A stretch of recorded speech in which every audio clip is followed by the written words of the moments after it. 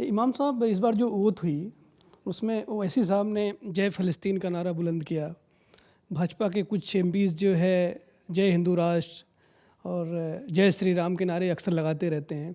तो आपको लगता है कि लोकसभा के अंदर या संसद के अंदर इस तरह के नारे जायज़ हैं?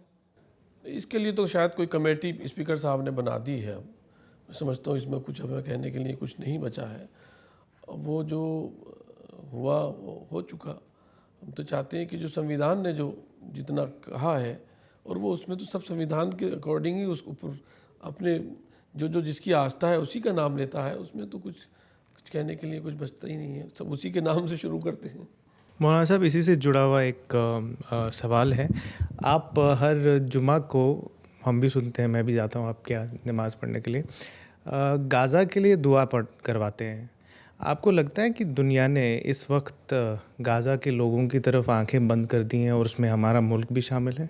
ऑफ कोर्स, जिस तरह से हमें मजलूमों के लिए खड़ा होना चाहिए, जैसे गांधी जी, नेहरू जी और आज़ाद, जब जो मुल्क में जो आज़ादी की लड़ने वाले पहले लोग थे, फर्स्ट रो में जो बैठे, उनका कहना था कि जहाँ भी कहीं जुल्म होगा, हम साउथ अफ्रीका में खड़े हुए, तो हमें आगे आना चाहिए। और हमारे गांधी जी ने तो यहाँ तक कहा फ़लस्तीन के लिए कि जिस तरह से हिंदुस्तान में पैदा होने वाले हर हिंदुस्तानी का हक हिंदुस्तान पर है, वैसे ही फ़लस्तीन में पैदा होने वाले हर अरब का फ़लस्तीन में हक है।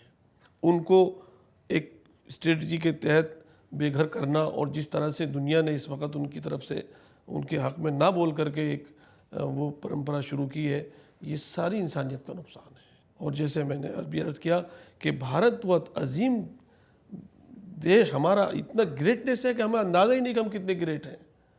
भारत को तो न सिर्फ वहाँ मध्यस्थता करके उसे जंग को रुकवाना चाहिए, बल्कि यूक्रेन में भी जो इंटरफेयर करके उसको रुकवाना चाहिए, क्योंकि भारत सबसे ज़्यादा इंसानियत की सबसे बड़ी मिसाल है। दुनिया में इससे बड़ी कोई और मिसाल नहीं है।